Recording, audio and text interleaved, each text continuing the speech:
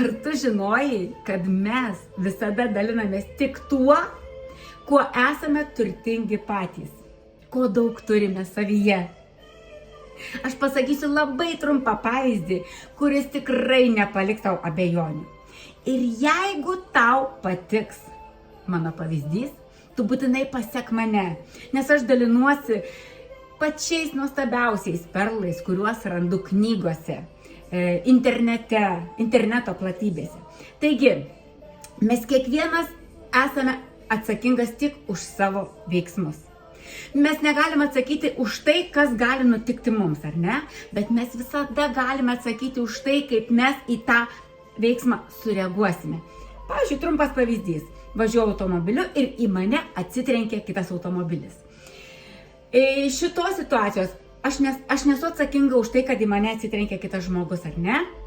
Bet aš visada galiu pasirinkti, kaip aš į tą situaciją reaguosiu. Aš galiu iššokti su automatu ir šaudyti visus pasipiktinęs, ar ne? Aš galiu rėkti, šaukti, draskytis. Aš galiu sėdėti automobilį ir galvoti, visai neblogai, kaip tik turėjau ir perdažyti automobilį. Draudimas sumokės.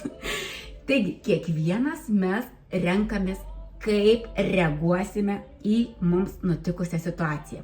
Štai puikus pavyzdys, apie kurį aš ir kalbėjau. Labai gerai, kad išklausai iki galo. Iki beveik galo. Taigi, aš turiu apelsiną.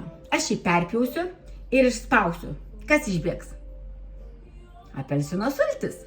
Bet jeigu aš tą apelsiną sutrypsiu, kas išbėgs?